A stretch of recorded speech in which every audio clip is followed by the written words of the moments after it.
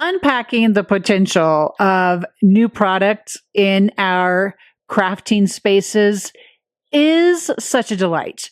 It helps us to exercise our creativity as we craft and discover what a new product can do. And it's exactly what's going to happen today. Hey, I'm Jamie Pate.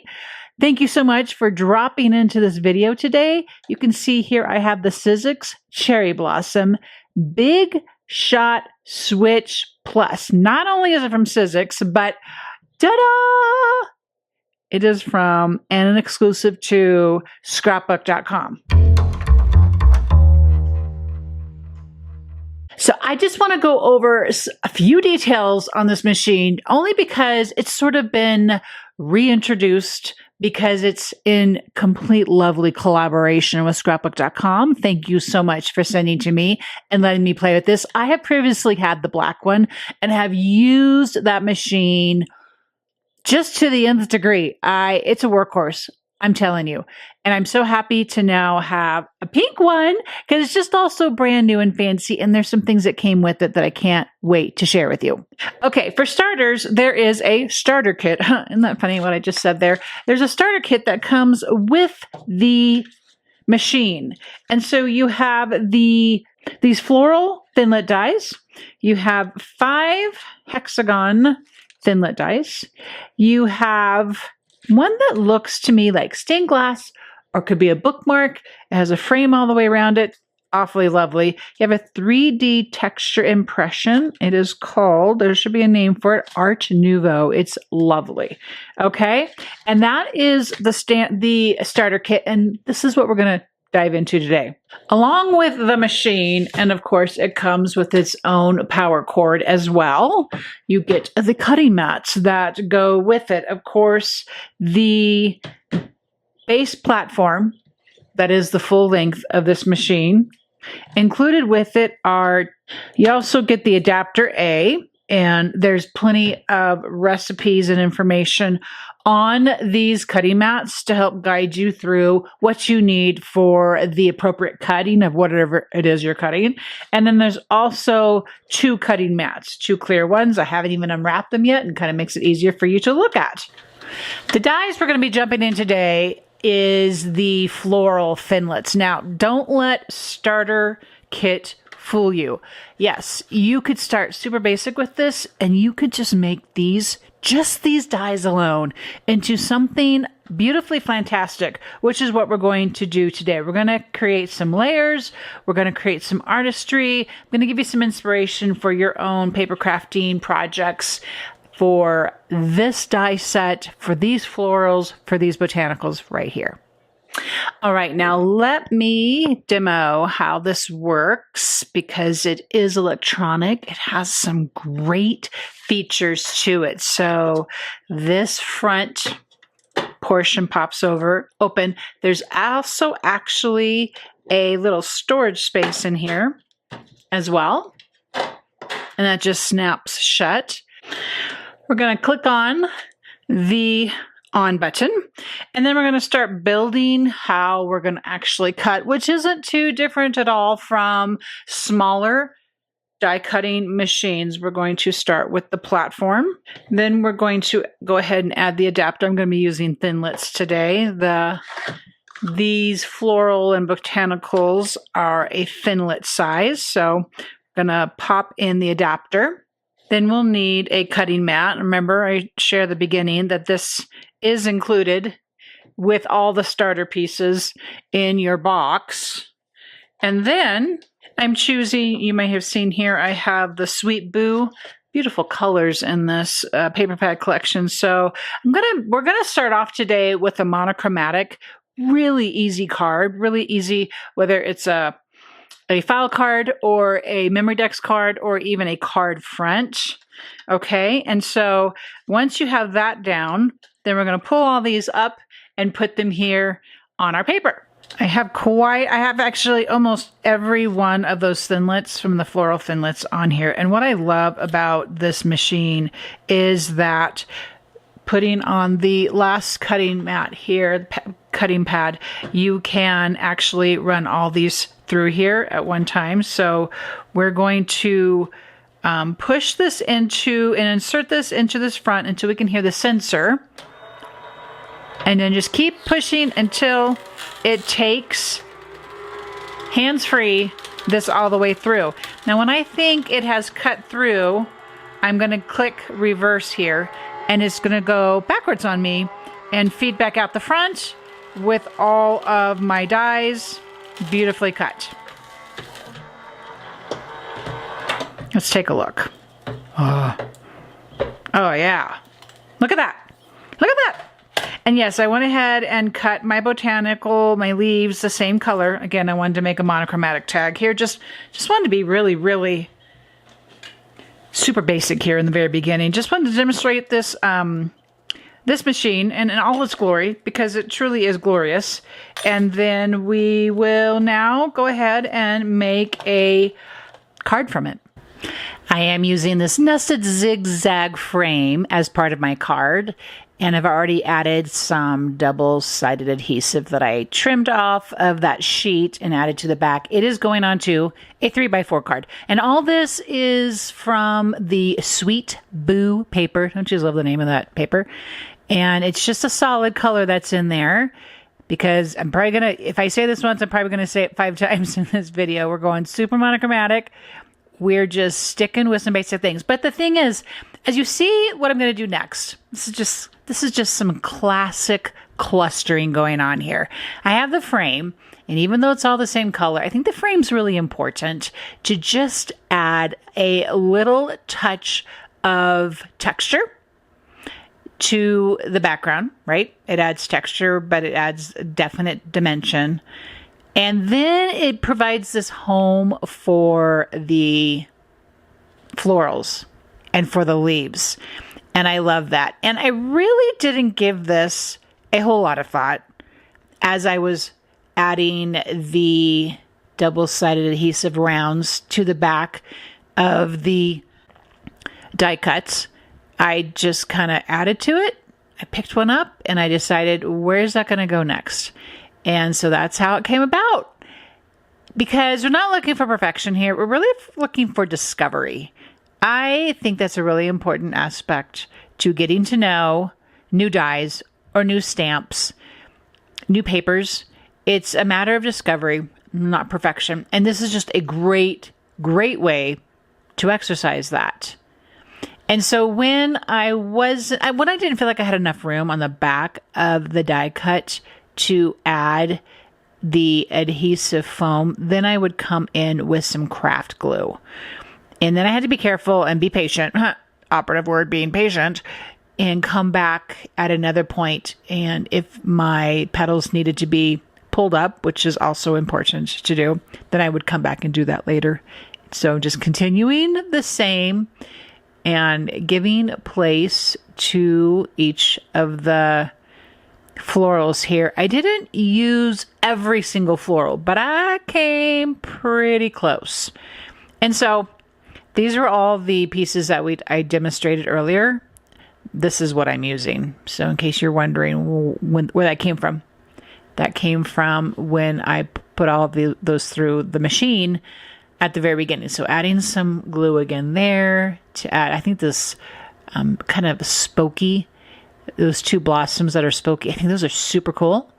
And I'm coming here with this little tiny butterfly, and I'll come back later and take care to pull the wings up. Okay, for this next card, I have cut out a floral pattern from the Sweet Boo with the zigzag frame. But since it's a frame, it pops out, right? I am just going back in and connecting the frame to the middle, and I will show you what that looks like. And then we're going to utilize that as a backdrop for the negative. We're going to utilize the negative cuts because, like, who wants that to go to waste? I don't.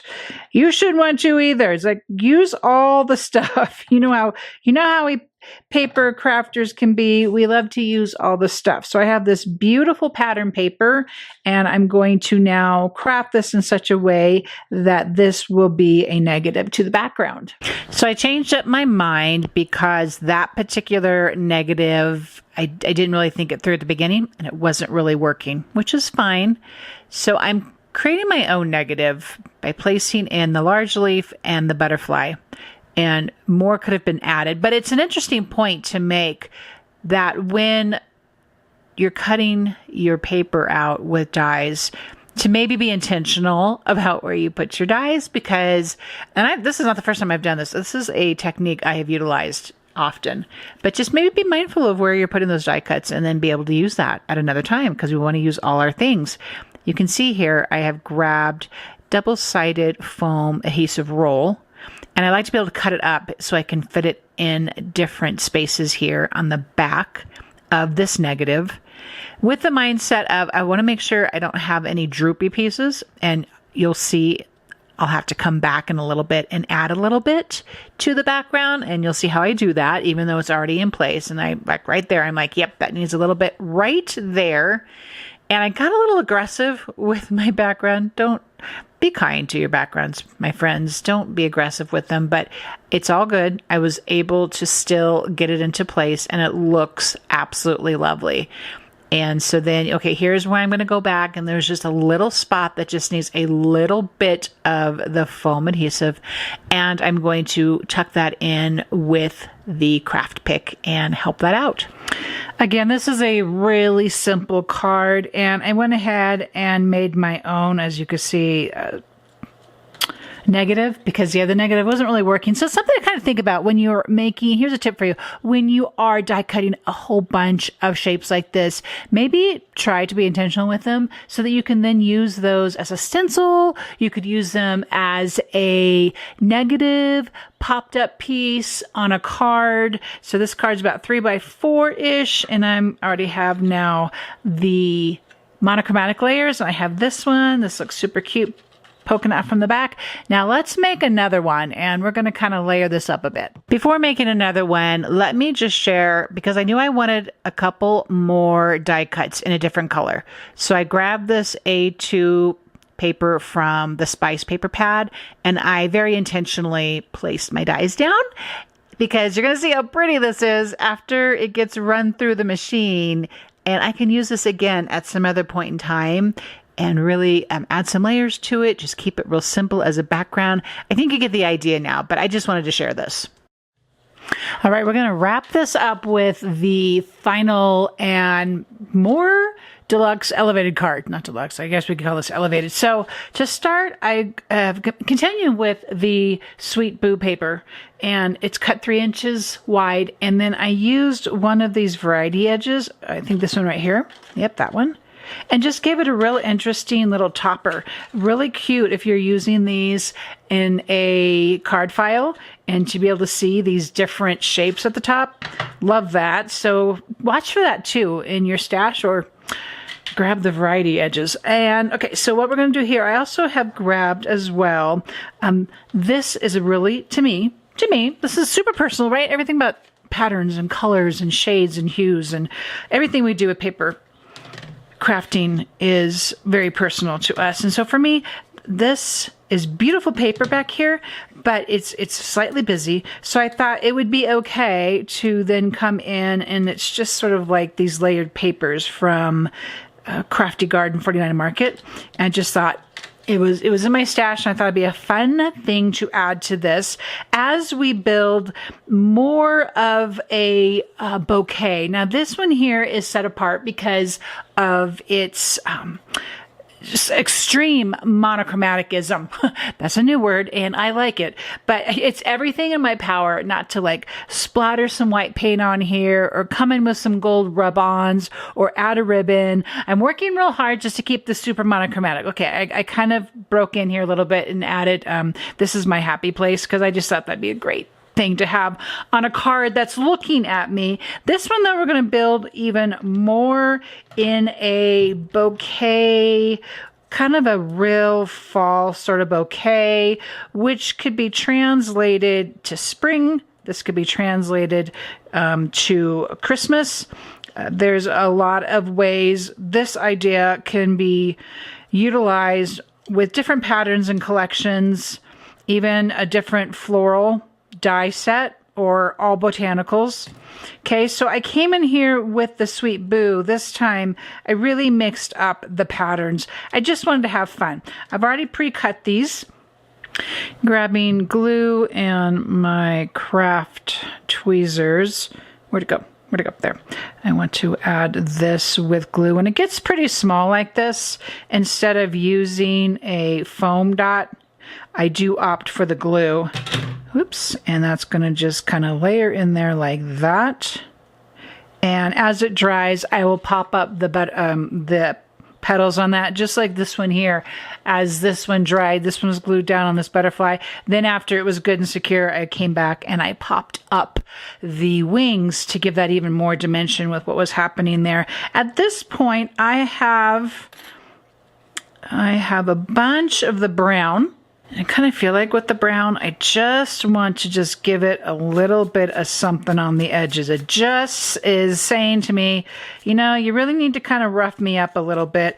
It always helps to elevate that from the page. Not only are we elevating with the foam adhesive, but giving it a little bit of distress also helps. And as you may or may not have heard me say in the past, I go, especially to start, I go pretty minimal with adhesive because I'm wanting to, I might change my mind. I might, especially when I'm building a bouquet, I might think, oh, this would look better someplace else. So I do not go crazy with that. And here I'm using these small, these are the 2 millimeter thickness in the ScrapbookCom foam circles. These are the small circles. And as I have shared and talked about very often, foam adhesive is our friend when we are building layers because everything just gets to float. Let me see here. I cut up another color as you saw me do previously in this video, so I'm going to utilize those. I kind of go easy there on that glue. I'm going to come back in here and tuck underneath here. Oops. Okay. Now this technique, in my opinion, is something that really ebbs and flows depending on the type of florals or die cuts that we've chosen. I also think it's going to change if you were to do this again. If you were to cut all these same little flower pieces out and try and arrange them, I bet you wouldn't get them laid out exactly the same. And I absolutely love that about the power of possibility when we are crafting this way. So this for sure is really found in taking the time to practice and exercise this technique of playing florist, basically, is what we're doing. And getting to know, this is a great way too. So what we've done here today is we've really gotten to know the floral dies from the starter kit in the Cherry Blossom Sizzix Big Shot. Right? We started off super simple here and just kept everything the same. We didn't try to reinvent the wheel. We didn't try to get super creative with pattern and paper. We just played. And it's like our stamps. It's such a great way to get to know a new product, a new item. Let's see where I can fit this one here and see if this is too big. Oh, see, she does not hate it there at all. So that was a great exercise, and you know, it's like an icebreaker with your dies, if that's the case. In this case, it was. We had a serious icebreaker with the dice. Make sure you go in there and just real gently, please. Do this gently. Don't do it bently. Go in there and gently bend your leaves up as well and give them some more interest that way. Do we want that back there? I also have this. I almost kind of think I have enough of this kind of stone color. I don't think I want to add too much else to that. Let's see. Let's go ahead and put our butterfly in here. I also did the butterfly in a different pattern as well. I think I'm okay with it. I'm wondering if I should have just gone a little darker with it. But again, I'm just going to add singular bit of foam adhesive to it and just see if I still like it. So I got to kind of just let that rest here for a while I am deciding on my love for it. I really don't hate it. I really don't hate it. So that's what we have so far. All right, my friends. So let's just recap what we got to explore today and make. And first we did this tone-on-tone design, talked about this quite a bit, how it's just great to just kind of exercise and get to know your new product. We also explored some negative space, and you saw where I was going to use the larger negative. Didn't quite work out, but we can make our own negatives, or really pay attention when we are die cutting shapes out of paper, how that maybe we can use that again in another way. And we built a very dimensional bouquet, and just a great chance to exercise and be your own florist, all from the starter die set for the Cherry Blossom Sizzix and ScrapbookCom die cutting machine. So I hope you enjoyed this video. I hope you'll even pull out one of your favorite die sets this week. Maybe give one of these techniques a try. Maybe you're just having some stash sit around. You know, it's time to break it open. Just enjoy the creative process, okay? And be sure to like, subscribe, share your projects if you make them. I'd also love to hear from you in the comments. See you in the next video.